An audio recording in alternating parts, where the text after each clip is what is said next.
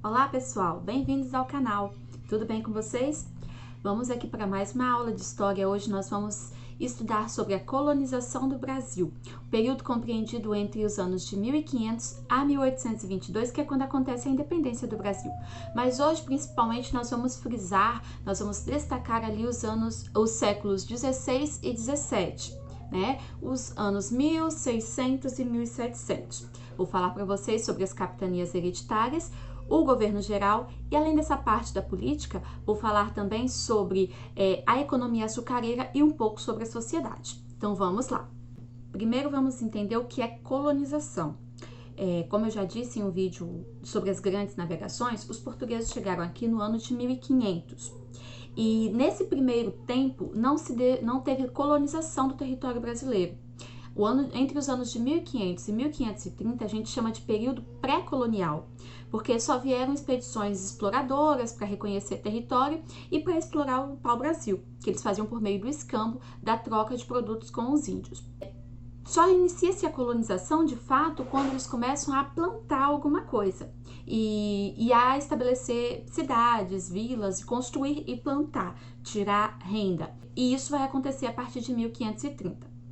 Primeiro, por que os portugueses não vieram de imediato para colonizar o Brasil?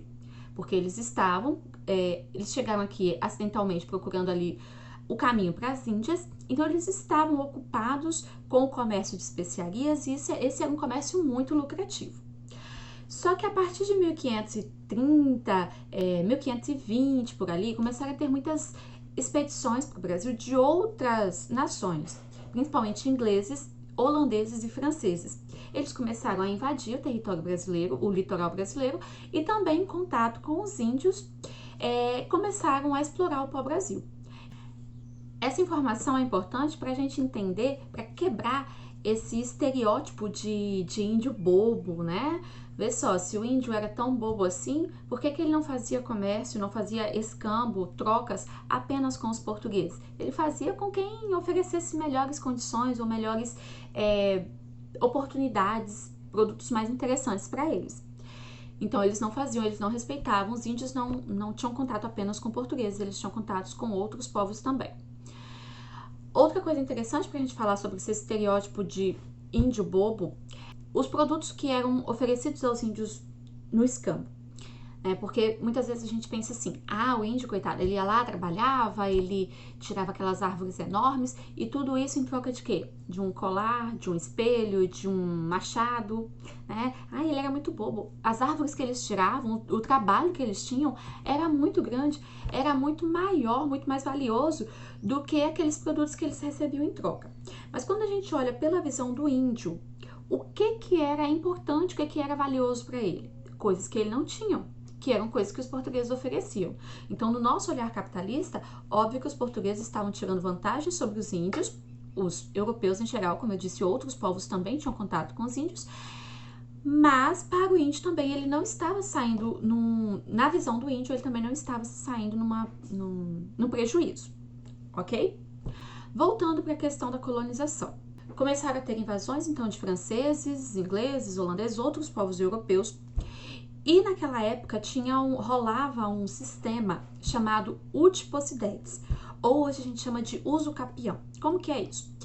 A nação que colonizasse o território, que ocupasse um território, ela seria dona daquele território. Então, se Portugal permitisse que outros reinos fizessem contato comercial com o Brasil, contato comercial com os índios, e se fixassem, começassem a colonizar aqui as terras, já era. Então, tinha essa possibilidade dos portugueses perderem a terra. E também, por volta da década de 1520, o comércio de especiarias começou a declinar. O lucro do comércio de especiarias começou a declinar. Por que isso? Porque outros povos, outras nações também estavam encontrando formas de chegar à Índia e buscar as especiarias direto na fonte. Então, o rei de Portugal decide iniciar, de fato, a colonização do Brasil para poder ter renda, para poder assegurar a posse do território e também aquela questão da expansão do catolicismo que eu já falei para vocês, para poder expandir o catolicismo, porque eles olharam ali, gente, olha esse monte de índio que não é católico, não é protestante, não é nada, vamos catequizar os índios, vamos convertê-los. Em 1530, o rei Dom João III vai enviar para cá a primeira expedição colonizadora, comandada por Martim Afonso de Souza. E em 1532 ele já vai fundar a primeira vila no Brasil, que é a Vila de São Vicente, no território onde hoje fica São Paulo. Como o território era muito extenso e o rei de Portugal não tinha condições de colonizar tudo, de controlar tudo, ele vai implantar aqui o sistema de capitanias hereditárias, que era um sistema que ele já adotava nas ilhas africanas, onde ele estava colonizando. Só que lá ele fazia assim, cada ilha era uma capitania hereditária. Aqui, como o território era continental, ele fez divisões que iam, extensas faixas de terra que iam do litoral até a linha do Tratado de Tordesilhas. Existe até uma evolução histórica nessa representação das capitanias. Por exemplo, aqui eu tenho um livro mais antigo um pouco, que mostra as capitanias dessa forma aqui, ó. Elas iam do litoral, retinha, linha, claro que isso eram linhas imaginárias, e elas iam retinhas até a linha do Tratado de Tordesilhas. A historiografia já contesta esse sistema de divisão. Elas seriam divididas, nem todas daquela forma, mas algumas seriam divididas assim, ó, na vertical, principalmente as do Nordeste. Então, teriam algumas que iam do litoral à linha do Tratado de Tordesilhas, teriam algumas que eram as do Nordeste de forma vertical, de cima para baixo. Isso também é um novo estudo aí da historiografia. Mas, voltando aqui sobre como que era a divisão, isso aí não faz muita diferença sobre a importância ou como era a estruturação econômica e social das capitanias. Eram 15 capitanias e elas foram entregues a 12 capitães donatários. Quem recebia a capitania era chamado de capitão donatário. Ele não ganhava a capitania, ele não tinha o direito de posse das terras, ele tinha o direito de colonizar com dinheiro próprio. Olha que presentão, parece um presente de grego, né? Ele tinha a missão de vir para cá e com dinheiro próprio trazer os colonos, começar a plantar alguma coisa e depois dar parte do seu lucro para o rei de Portugal. Nossa, maravilhoso isso aqui, né? E esses colonos, esses capitães donatários eram pessoas ricas, fidalgos, porque tinha que ter dinheiro para investir aqui, ali da elite portuguesa, pessoas próximas ao rei, que talvez deviam o rei devia algum favor para ele, e o rei foi dando esses presentes, distribuindo ali para 12 capitães donatários. A gente chama de capitanias hereditárias porque elas tinham, elas passavam de forma hereditária para os filhos, o direito de posse das terras passavam para os filhos, quando o capitão falecia, ficava para o filho. Mas o capitão ele não podia declarar a independência daquele território, ele não podia criar ali um país, um reino. Esse território continuava pertencendo a Portugal e o colono ia apenas fazer produzir aquele território, combater os índios, de construir vilas, construir cidades, colonizar. Para formalizar essa entrega das capitanias, tinham 2 documentos. Tinha a carta de doação, que era o documento que o rei concedia as terras para o capitão donatário, e tinha o foral, que determinava os direitos e os deveres do capitão donatário. Por exemplo, ó, alguns deveres dos donatários, eles tinham o dever, a obrigação de desenvolver a agricultura de cana-de-açúcar, a produção de açúcar, expandir o catolicismo e cuidar da defesa do território. Esses eram deveres, eram obrigações do donatário. Uns exemplos de direitos, o que eles podiam, o que eles teriam de benefício ali, já que eles tinham que cumprir aqueles deveres, quais eram os benefícios que eles podiam explorar. Eles podiam cobrar impostos em rios e portos, eles podiam escravizar e vender os índios como escravos, podiam tirar para si 5% do negócio do pau-brasil, porque a gente, mesmo depois que eles iniciam a plantação de açúcar, a plantação da cana e a produção de açúcar, eles não param de explorar o pau-brasil, tá? Um ciclo, ele não termina quando o outro começa. Então, nós temos o ciclo do pau-brasil até 1530, aí diminui, porque não vai ser o foco principal, começa o ciclo do açúcar, mas continua a exploração de pau-brasil, continua produção de outros produtos também. Vamos lá. Outros direitos aqui dos donatários, ó, eles podiam julgar os habitantes da capitania, eles passavam a ser ali a autoridade máxima, né? Igual o rei era a autoridade máxima absoluta lá em Portugal, aqui o donatário, o capitão, era a autoridade máxima da capitania, e ele podia também doar grandes lotes de terra, que eram chamados de sesmarias, para colonos, porque pense, aquele território era enorme e uma pessoa só não ia conseguir colonizar aquilo tudo. Ele trazia consigo ali algumas pessoas, alguns amigos, principalmente degredados. Isso veio muito pra cá, gente. O que é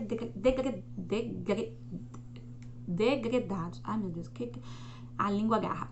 São exilados, pessoas que cometiam algum crime lá em Portugal, principalmente crimes de lesa majestade, fizeram alguma coisa que o rei não gostou.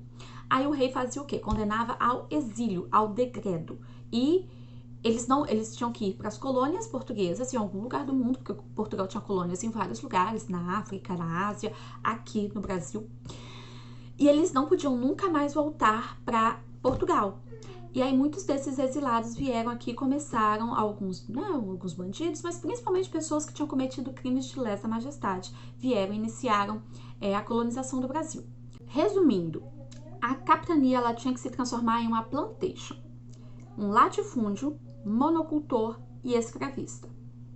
Mão de obra escrava, monocultura do açúcar, foco na produção de açúcar, e latifúndio porque eram grandes extensões de terra, tá? Então, era uma colônia totalmente voltada para exploração e não para povoamento e baseada na plantation. Óbvio que não vai dar muito certo, a maioria das capitanias vai fracassar. Nós temos destaques para apenas 3 capitanias que vão prosperar, que é Pernambuco e Bahia de Todos os Santos no Nordeste e São Vicente, que é aquela primeira capitania, a primeira vila. Essas 3, então, Pernambuco, Bahia e São Vicente vão prosperar.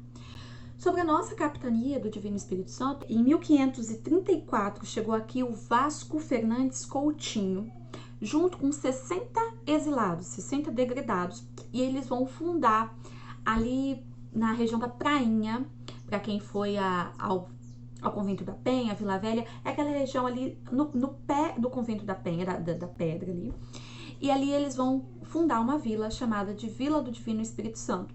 Eles vão começar a iniciar a colonização, vai ter enfrentar muitos ataques indígenas, vai ter muita dificuldade ali.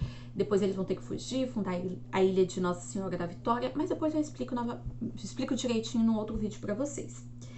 E eles vão enfrentar também muitos ataques de corsários ingleses e franceses, mas nós vamos ter destaques para engenhos aqui na capitania do Espírito Santo também, principalmente na região de Vitória.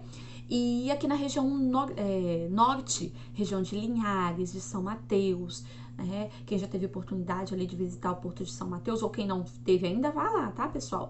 Ali chegavam muitos escravos para trabalhar aqui nas fazendas da região norte. Então tivemos o investimento em engenhos de açúcar, também na produção de mandioca para consumo interno, né? Mas eu explico isso melhor num outro vídeo só sobre a capitania do Espírito Santo. Não deu muito certo porque o sistema de capitanias, além dos ataques de índios, como teve aqui na capitania do Espírito Santo, e de corsários, principalmente ingleses, franceses e holandeses, também teve a questão de que as terras eram muito grandes, então os donatários não davam conta de administrar tudo, enquanto estava defendendo um território, o outro lugar estava sendo atacado, não dava conta. Era muito difícil a comunicação entre as capitanias para eles pedirem ajuda, né?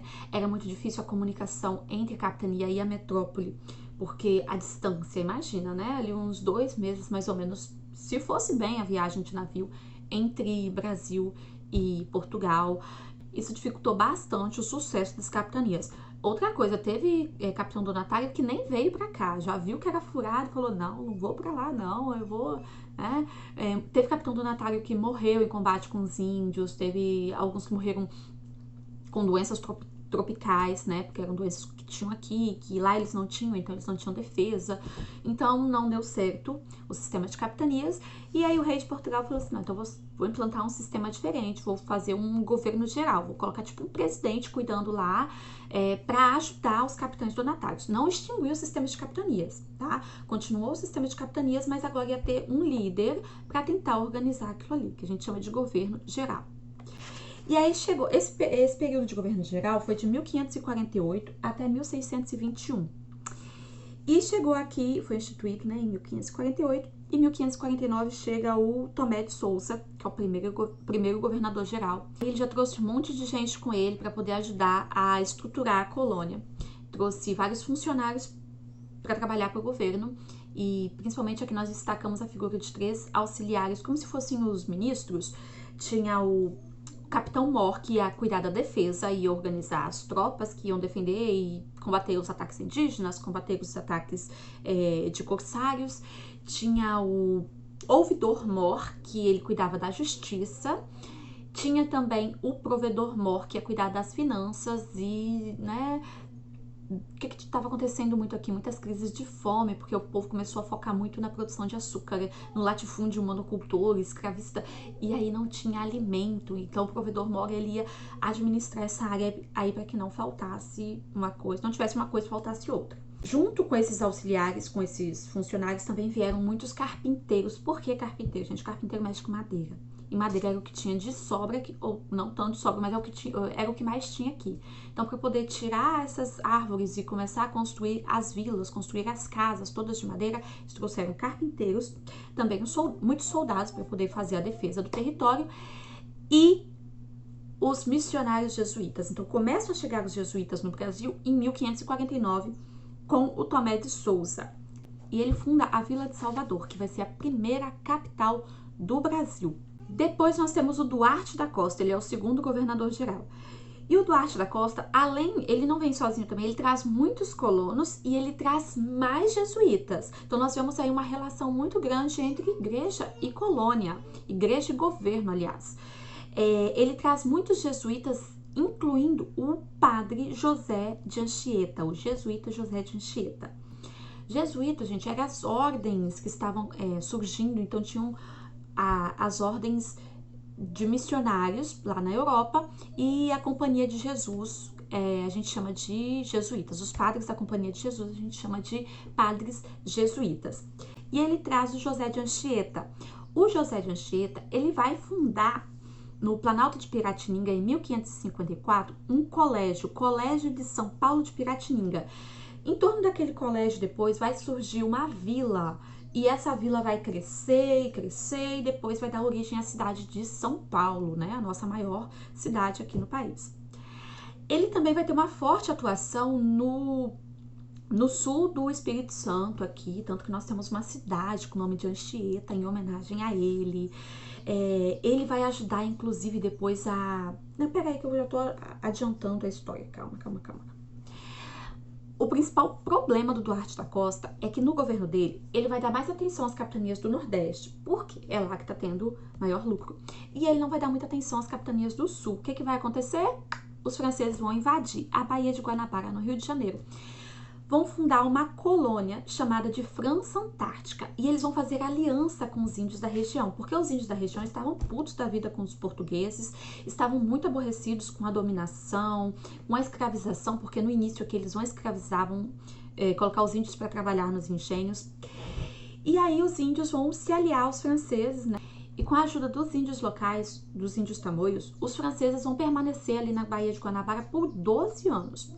Então vai ser, inclusive, uma colônia bem próspera, que vai dar bastante trabalho para o governador geral. O Duarte da Costa não vai conseguir derrotá-los. E em 1558 vem o terceiro governador, que é o Mendes Sá. O Mendes Sá, ele tem um sobrinho chamado de Estácio de Sá. Esse talvez você já ouviu falar, porque tem muitas, tem até escolas com esse nome, tem avenidas nas cidades e bairros e tal. O Estácio de Sá é sobrinho do Mendes Sá.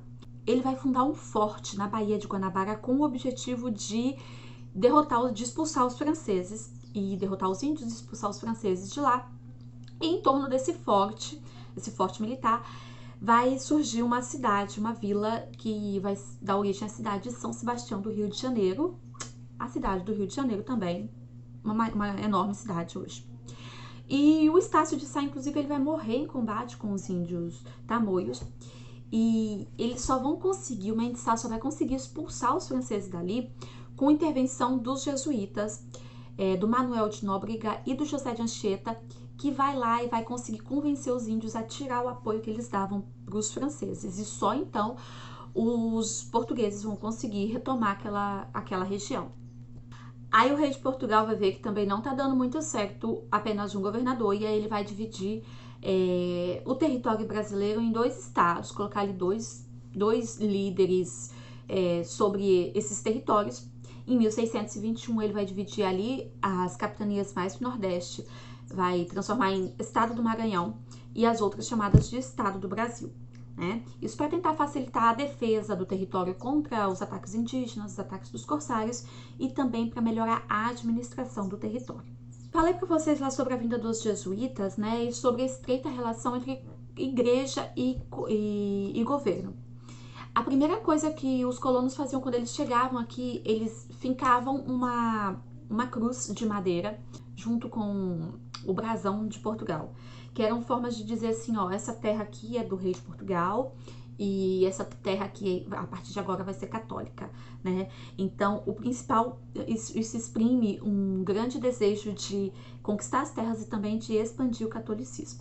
E a igreja, ela regulava toda a vida social na colônia, Tinha ali, ela atuava em conjunto, principalmente com o objetivo de ensinar aos indígenas os hábitos portugueses de trabalho, de alimentação, de comportamento, porque imagina o escândalo que foi, na visão dos portugueses, ver os índios ali todos nus, trabalhando quando precisavam, porque aí que se criou esse estereótipo do índio preguiçoso, do índio relaxado, Que os índios trabalhavam, tinham uma total relação de respeito com a terra, não exploravam com aquela visão de capitalista que os portugueses tinham, E os padres os jesuítas, eles vão começar a criar missões, aldeamentos, onde eles vão catequizar os índios, onde eles vão ensinar a fé cristã, batizar, dar nomes católicos a esses índios e também colocar esses índios para trabalhar produzindo coisas, artesanatos,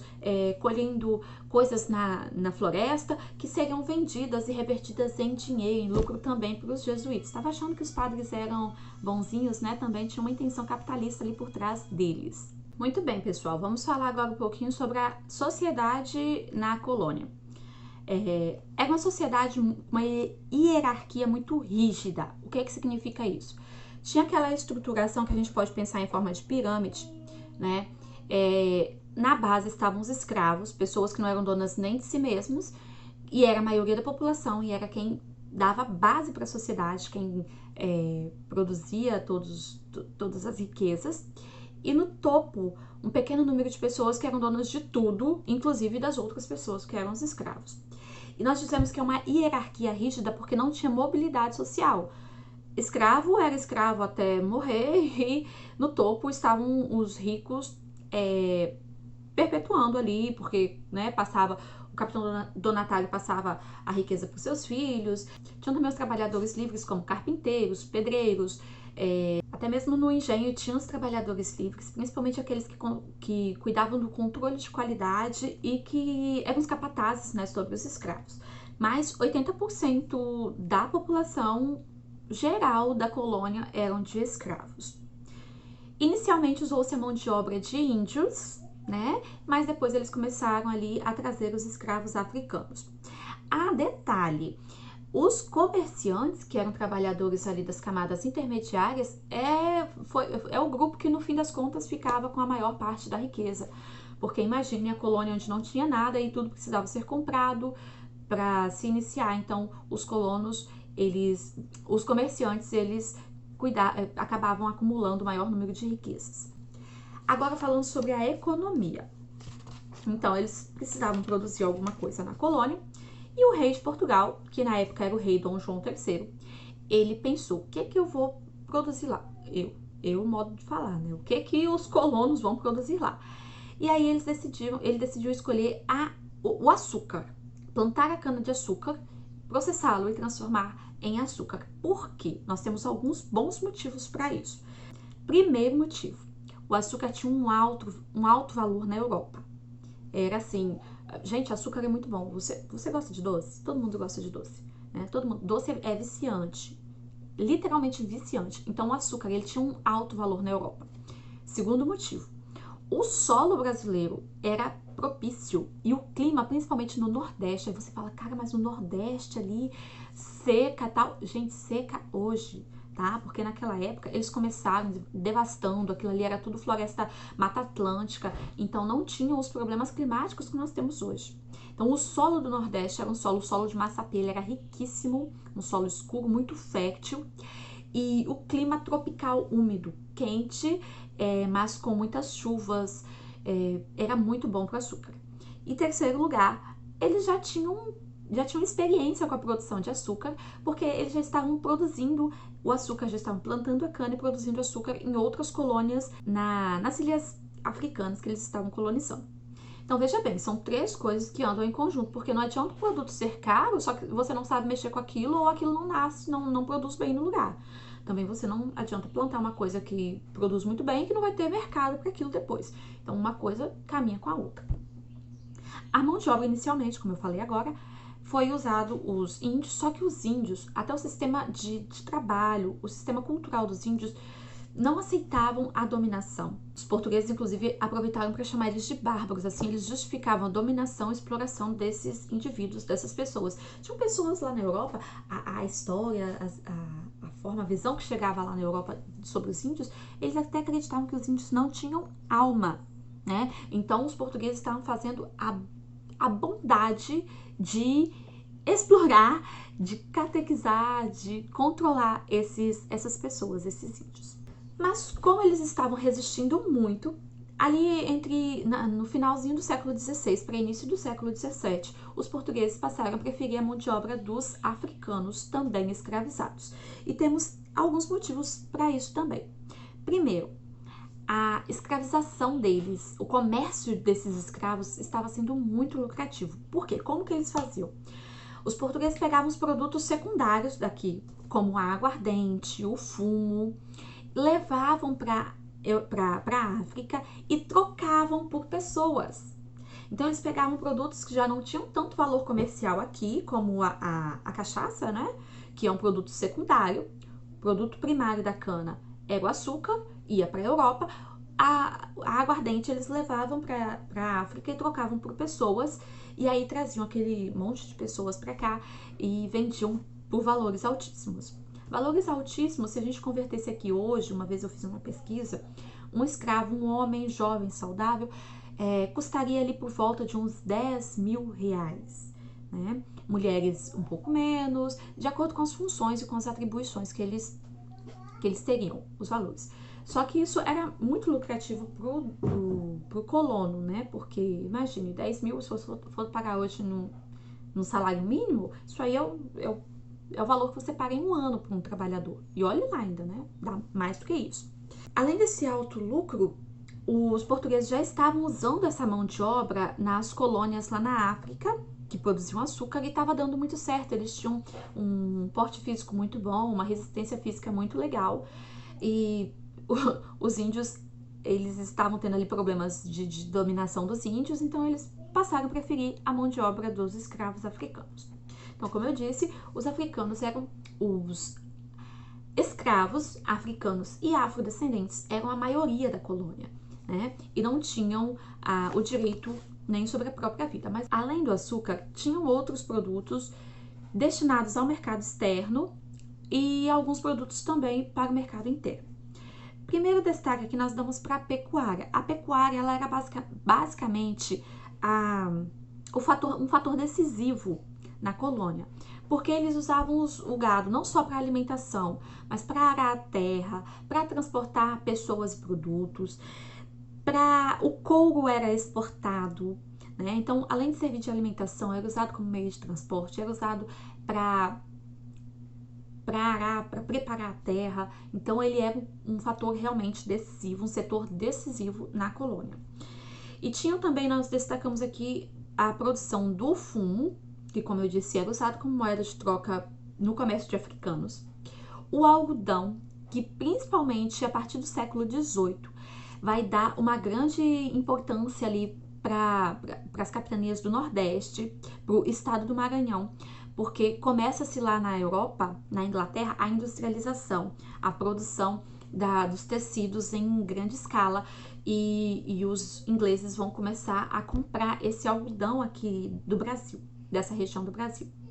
E temos também o destaque para as drogas do sertão, que são produtos nativos da América, da floresta amazônica, como o guaraná, o cacau, a baunilha, a castanha do Pará, a salsa, e que passam a ser as novas especiarias do momento que vai conquistar o mercado europeu.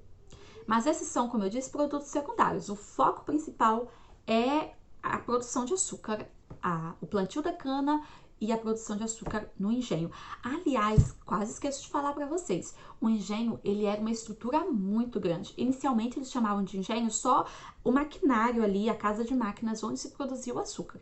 Posteriormente eles passaram a designar como engenho toda a fazenda, desde a casa do senhor de engenho até a senzala, as plantações e tudo. As florestas de onde eles extraíam a lenha para queimar nas caldeiras, tudo era denominado como engenho. E para se construir o engenho era preciso muito dinheiro. Inicialmente eles vão pegar esse dinheiro emprestado com banqueiros holandeses e italianos, e depois de algum tempo os colonos já vão conseguir caminhar com as próprias pernas, né? Vende o produto e compra mais maquinários, porque realmente não era algo barato. Bom, pessoal, é isso aí. Qualquer dúvida, fala aqui nos comentários que a gente, ou qualquer curiosidade, manda aqui nos comentários que a gente prepara um outro vídeo, uma outra explicação. Gostou do vídeo? Dá um like, se inscreve no canal e não esquece de ativar o sininho para receber as notificações toda vez que eu publicar um vídeo novo aqui para vocês, ok? Então, tchau e até a próxima!